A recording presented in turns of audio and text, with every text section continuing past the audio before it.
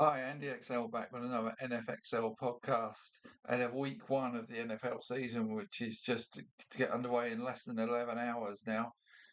So just time to squeeze in my week one fantasy picks. And let's start with quarterbacks. Now, I'm going to call this picks and risks. So the first ones I'm going to look at are the picks, the ones I would pick to start this week, starting with Jalen Hurts of the Philadelphia Eagles in the season opener against the Cowboys. He played once against them last season, registered 28 fantasy points in that game, and he scored 25 points in the home game against the Cowboys in 2023 too. With the Eagles strong favourites to win this game, Hurts is possibly the best of all fantasy quarterbacks to start in week one. So if you've got Jalen Hurts, get him starting. Second one up, Baker Mayfield of Tampa Bay Buccaneers. Even without Mike Evans and Chris Godwin for large parts of last season, Mayfield had a strong year. Godwin is out for the start of this season, but with Jalen McMillan having played so well in his absence last season, plus rookie slot receiver Emeka Egbuka now added to the array of talents for Mayfield, the Bucks have one, if not the best wide receiver core in the league. They certainly will have when Godwin's back. Sorry.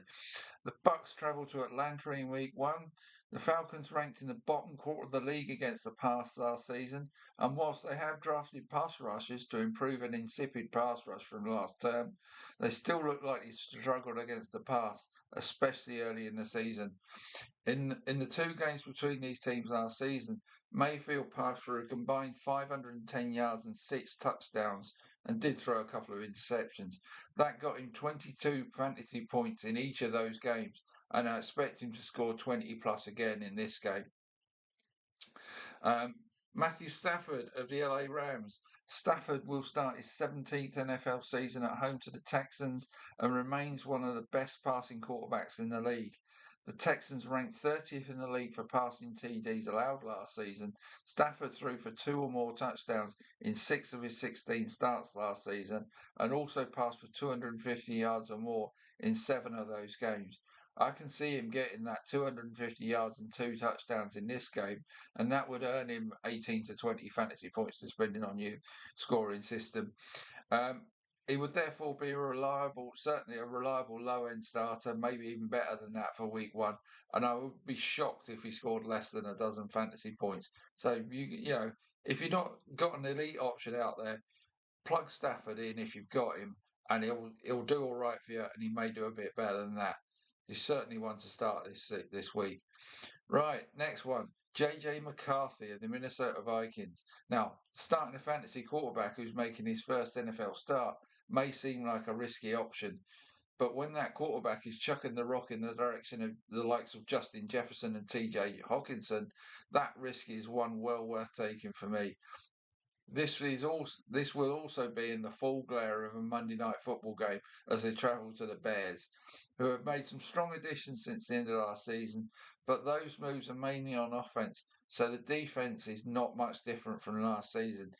In the two games between these teams last season, when Sam Darnold was a quarterback for the Vikings, he passed for 330 yards and 2 touchdowns in the first game, and 231 yards and a touchdown plus an interception in the second, making fantasy scores of 21 and 11. Now, you wouldn't be very happy with the 11, but 21 is possible, and that's definitely there for McCarthy. So if you don't have a quality starting option available to you, McCarthy looks like a decent option to start this week with possible upside too. And now on to another one in a sort of similar category, Michael Penix of the Atlanta Falcons. Penix would be a risky option to start, but is one worth considering. Uh, for the Falcons last year, Kirk Cousins may have generally stank the place out, but his two best games came against the Bucks, where he passed for a combined 839 yards and 7 touchdowns. Yeah, he did have 3 interceptions across those two games, but 839 yards and 7 touchdowns in 2 games, pretty good. A feature of both games was that the Bucks kept the Falcons' running game quiet, meaning the Falcons had to go to the passing game to keep pace with the high-scoring Bucks, and that scenario could well repeat itself in this game. Penix is unlikely to put up the gaudy numbers Cousins did last season, And he himself averaged just 246 passing yards and a touchdown in his 3 starts at the end of last season. Even those modest numbers would net him 13 fantasy points. And he could well have a big upside and a high floor in fantasy terms for this game. Now, quarterbacks I have as risks this in week 1. Josh Allen of the Buffalo Bills. Now, Allen is one of those elite fantasy quarterbacks that you start every week if he is on your roster, unless you somehow also have Lamar Jackson, Jalen Hurts, Joe Burrow, or Jaden Daniels. But with him matched up against Baltimore in week 1, this may be a rare week where you consider benching him. Well, I wouldn't say you would, but you might consider it. In his 2 games against Baltimore last season, Allen passed for just 180 yards in the regular season meeting, and that was more than the paltry 127 yards he put up in the divisional week playoff meeting. And he did not have a passing touchdown in either game. Yes, he rescued his fantasy score with 2 short yard rushing touchdowns in the postseason game, but even that would have kept him below 20 fantasy points with 19 in the standard scoring league. And his score in the regular season was just 7.3. A tough call, but if you have an option that you're confident will score 15 points or more, they could be worth considering starting ahead of Allen. So, for example, if you've got Matt Stafford, you might start him over Allen. That sounds silly, but it's possible. Next up in my risky candidates for week 1 is Kyler Murray of the Arizona Cardinals. The Cardinals travelled to New Orleans in week 1. The Saints passing D gave up loads of yardage last season, but were ranked 4th for passing touchdowns conceded, so they don't give up many scores through the air. They also have a more than decent pass rush, which is crucial when playing against Kyler Murray. Murray, for me, is a quarterback who needs that bit more time to find his receivers, and if he's denied that time, becomes inaccurate and throws risky passes. I can definitely see that happening in this game, which is why I would not start Murray against the Saints. He also had 9 games last season where he passed for fewer than 225 yards, and he only had 4 games where he threw for more than 1 touchdown.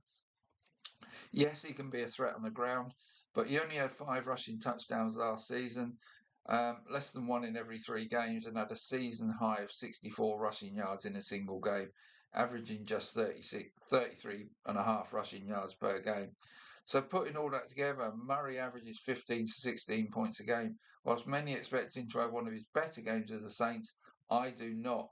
So expect him to score less than that in week 1, making the likes again of Stafford and maybe McCarthy better options to start for me. Another risk, Bo Nix of the Denver Broncos. On the face of it, a home game against one of the teams likely to struggle most this season in the Titans would make Nix a great starting option in fantasy this week. But I can see the Broncos winning this one on the ground and not passing the ball a great deal. The Titans were one of the worst teams in the league against the run last season, and the Broncos were above average as a ground attack. Granted, the Nix was their 3rd highest yardage rusher, so he could make some hay in that terms. But I can see the Broncos having a big game running the ball here. So Nix could have an upside in that regard, as I say. But the downside is he could well have low passing numbers. Look, Nix could have a big game here, but it's not a sure thing for me. So he remains a low end starter for week 1 rather than a lock to put up big numbers. Next risk, Justin Fields of the New York Jets. Fields will line up against his former teammates from Pittsburgh in week 1, having been benched for Russell Wilson by the mid-season in 2024. So he has a point to prove. So what? He was benched for a reason. Despite having his highest career passing percentage for the Steelers last season, he is still a career 61% completion rate TD.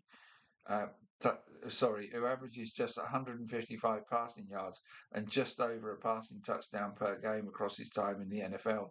So why is he suddenly going to become something else on a team that was not a top 10 passing team with Aaron Rodgers at the helm, and who had Devontae Adams for 11 games?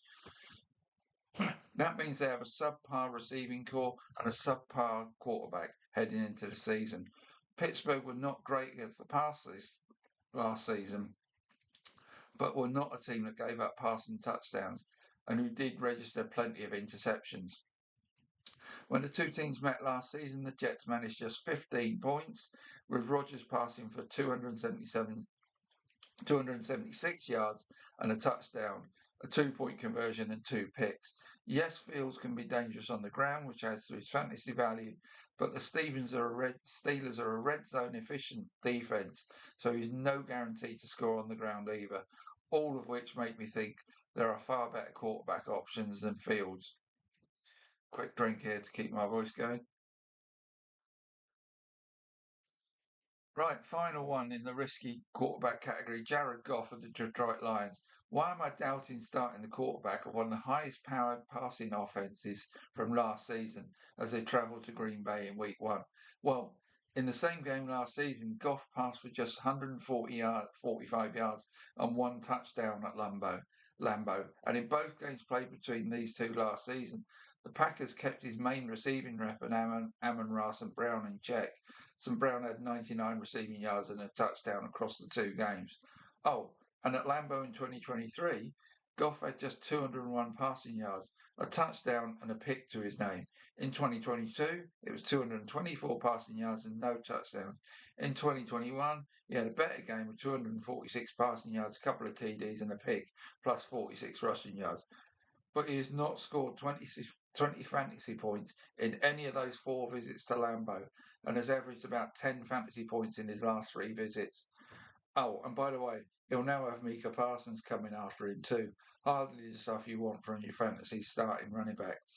So that's quarterbacks covered off in about 11 minutes. I'm going to try and get through as much as I can. So I'm probably going to have to split this into 2 parts. But let's get on to running backs. One to start this week, Saquon Barkley. Yes, of course, you start Barkley every week, but this is certainly a good week to start him as the Cowboys were awful against the run last season. Barkley has a modest 78 scrimmage yards and no TDs in the first game between the two teams last season before going off with 169 yards and 2 touchdowns in the second game. Whilst it may be a big ask for Barkley to repeat his extraordinary first season with the Eagles, he had 11 100-yard plus rushing games in 16 regular season starts last season, but only had 1 game with more than 2 Ds. 2 TDs, I should say. 100 yards and a touchdown could definitely be achievable in this game, and that's going to give you a good score. You'd expect that from Barkley, but you can particularly expect it this week. Derrick Henry of the Baltimore Ravens is a pick for me. Had 209 scrimmage yards and 2 touchdowns in the Ravens' regular season meeting with the Bills last season, and 84 yards and a touchdown in the postseason game. So what better reason do you need to feel secure in starting one of the most productive running backs of last season? Henry had 900-yard games last season, but with the Bills ranked 11 against the run last season, Henry's success on the grounds against them is reassuring and makes him a clear top option as a starting running back in week one. From a definite veteran of veterans to the new kid on the block, Ashton Gionte of the Las Vegas Raiders. Pick him. Gionte would be another rock solid starting option for me in week one. So what? He is a rookie. He is brilliant, and he's going to be a force in the NFL for many years. He will start his NFL career against the much improved Patriots defense from last season, but the Raiders have a decent O-line and were ranked 14th for run offense before they drafted Gionte. So if they can rank that well without a true NFL starting running back, what can they do with an elite prospect at that position? The Patriots allowed the opposing team to run for over 100 yards 13 times last season. Excuse me. And whilst I expect them to improve greatly on that this season, Gionte could well go over 100 yards. My voice is definitely giving up here. I'm going to keep going. Gionte could well go over 100 yards on his NFL debut, and having averaged 2 rushing touchdowns in his final college season, could well get his first NFL touchdown in this game too. Love him, pick him. Chuba Hubbard of the Carolina Panthers. Hubbard may have to share the running back workload a bit more in 2025 now that Rico Dowdle has been added to the Panthers roster. They play the Jags in week one. The Jags ranked 24th against the run last season, and are another team that conceded more than 100 yards rushing 13 times last season. Hubbard had 90 or more rushing yards 7 times in 15 games and also scored a touchdown in 9 of those games. That makes him more likely than not to score a touchdown in this one, and with decent yardage to go with it, that would make him a good option as a low-end fantasy running back in week 1. Aaron Jones and the Minnesota Vikings. Jones will start the season on the road in Chicago against a team that ranked 26th against the run last season. And early in the season may be the best time to start Jones. He's over 30 now, and the wear and tear of an NFL season takes more of a toll on that age group. And the Vikings may pass less in J.J. McCarthy's first game. I know I've put him up as a quarterback to go after, but that's just because the wide receivers are there. But maybe he won't pass as much in this game. So that gives Jones a chance. He had 129 yards and a touchdown, followed by 106 yards and a touchdown in the 2 games against the Bears last season. So a double-digit fantasy score is well on the cards for week 1, which would make him a pretty good starting option fantasy-wise. My last pick of the running backs is Austin Ekeler of the Washington Commanders. The Commanders start their season by hosting the Giants, who ranked 23rd against the run last season and whose defensive strength is against the pass, which could well mean the Commanders scheme to do plenty on the ground in this game. Yes, Jaden Daniels will take his share from the quarterback position, but Brian Robinson only played in one of the 2 games between the 2 teams last season when he was the starting running back. And in that one, he had 133 yards on the ground.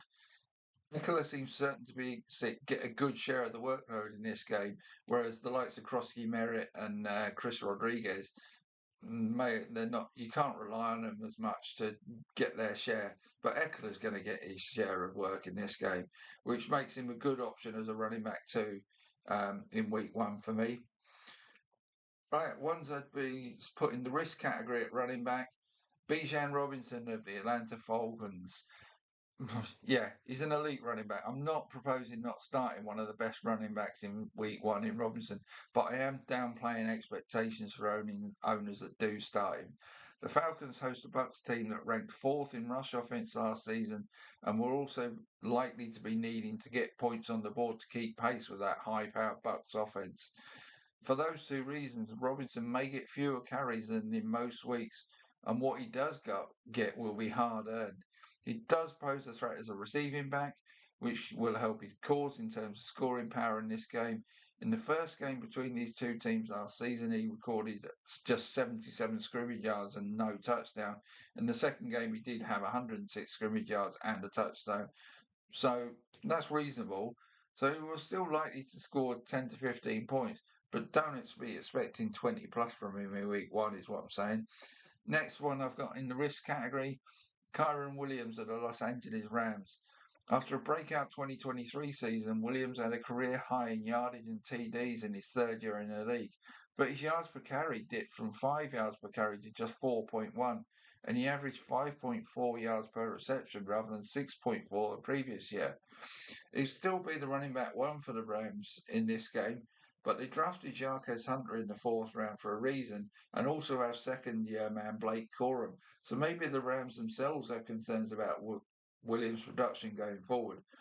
The Rams host the Texans in week 1, who ranked 8th against the run last season, so that's another reason to be concerned about starting Williams in week 1. He did have 100 scrimmage yard games from 16 appearances in 2024, but that was still less than 50% strike rate. And against a defense that is good against the run, I doubt he will reach the century in this game. And he only had 3 games with multiple TDs, so more than 1 is even more unlikely too. That makes him a sub 15 point man in week 1 and maybe a single digit scorer. So it's a dubious proposition as your fantasy running back 1, or maybe even as your running back 2 in this game. Another one in the risk category, James Cook of the Buffalo Bills. He goes up against the Ravens, who had the 2nd best rush defense in the league last year. And in a game which could well be high scoring, his carries could be fewer than he would normally get to. Cook recorded just 48 scrimmage yards and no touchdown in the regular season meeting between these 2 last season, and 82 yards again without a score in the postseason matchup. He did have 5 games last season where he recorded less than 10 fantasy points, and this could well be the first of those he has in the 2025 campaign. That makes him a low end running back 2 stroke flex option at best in week 1 of fantasy play for me. So that's quarterbacks and running backs. I'm just debating whether to try and get through wide receivers. Yeah, I'll have a crack at getting wide receivers in this one too. So, once to start, Mike Evans of the Tampa Bay Bucks. He gets a nice matchup against the Falcons in week 1, whose pass defense is vulnerable to big receivers like Evans, as their tallest corner is 6'1", and the others are all under 6 foot. So the 6'5" Evans could be set for a big day in this one. He missed one of the games against the Falcons last season, but had 62 receiving yards and a pair of touchdowns in the other one. He's been uber consistent. He's putting up 1,000 yards or more in all of his 11 seasons in the NFL. And as he's likely to be in this game, is a real red zone beast, especially when the matchups are as favourable as this one looks to be. So he must be fancied to score well in week 1 and he's one of the best wide receiver options this week. Next one I've got is T. Higgins of the Cincinnati Bengals. Pick him. With Bengals wide receivers going to have a big week, can be, picking which one of the Bengals wide receivers is going to have a, can't read my own script, picking which Bengals wide receiver is going to have a big week can be a treacherous path to tread for fantasy owners, but one of them normally does. So I've gone for Higgins. In the 2 games against the Browns last season, Jamar Chase had 163 scrimmage yards and 2 touchdowns. Higgins had 140 yards and 2 touchdowns. Pretty similar. So both scored well, but Chase will be vying to be a wide receiver 1 in fantasy this week, and Higgins is at least a high-end wide receiver 2 option for the number 1 ranked pass offense of 2024 against the Browns pass defense that ranked 24th in the league last season. So I'm going to take Higgins in that game. I think he's well worth starting. Another one I would pick, DJ Moore of the Chicago Bears. Moore will be one of 3 good wide receiver options, allied to 2 viable threats at tight end available to Caleb Williams this season. But it may take a few weeks for the rookies like Luther Burden and Colston Loveland to start earning their own slice of the targets pie. So that could benefit the other 3 in the early part of the season. The Bears host the Vikings in week 1, probably meaning they will have to pass plenty to keep pace with the Vikings' scoring power. When the 2 teams met last season, Moore had 119 scrimmage yards and a touchdown in the first meeting and 70 yards without a score in the second one. In PPR leagues, point per reception, that would have got him into double figures fantasy-wise in both games. So he looks a pretty solid fantasy wide receiver too for week 1. Xavier Legette of the Carolina Panthers. Now, this is speculative, but you're in need of a wide receiver 3 flex option for week 1. Legette is one that could pay off for you. With Ted McMillan making his first career start, Legette could be the go-to guy for Bryce Young in the early part of the season.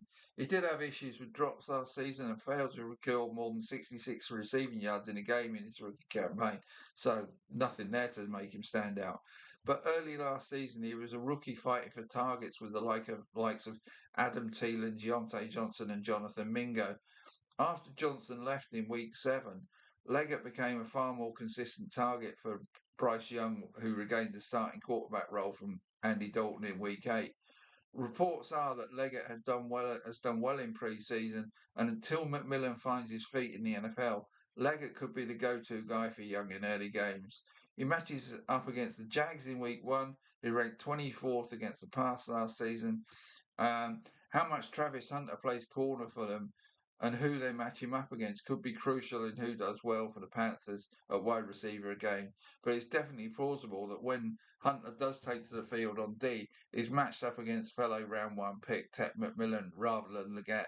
In that scenario, Legette could be a surprisingly good fantasy wide receiver in week 1. Ones to worry about, Amon-Ra St. Brown of the Detroit Lions. I've pretty much gone into that in the bit about Jared Goff. Jerry Jeudy of the Cleveland Browns.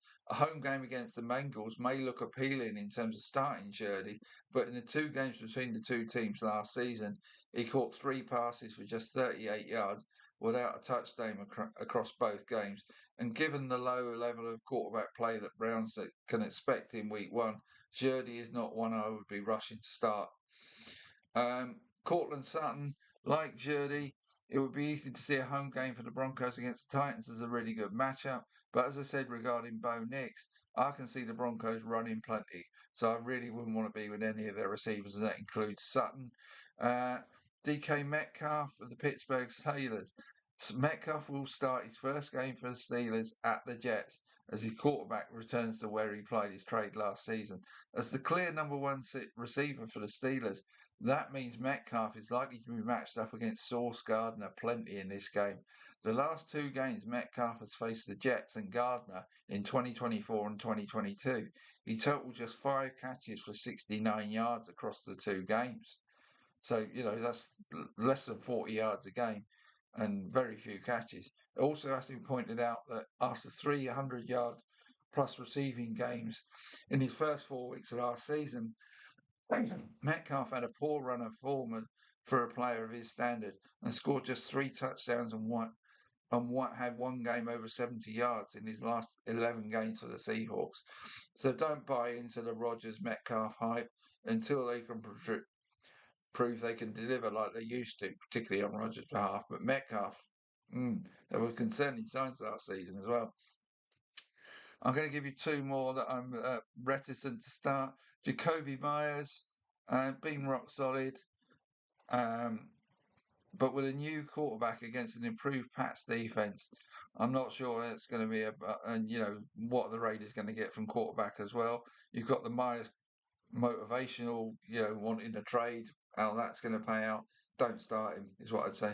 Josh Downs, I love Josh Downs really, but the Dolphins were top 10 defensively against the pass last season. And whilst the secondary may look weaker this season, I would still prefer to look elsewhere for a fantasy wide receiver 3-stroke flex option than play Downs in week one. I've got him on one of my teams, and I'm probably not going to start him, particularly as he's been struggling with a hamstring pre-season. So that's quarterbacks, running backs, and wide receivers. I'll do part 2 to cover off the remainder, tight ends, defenses, and kickers. So come back for that one. See you soon.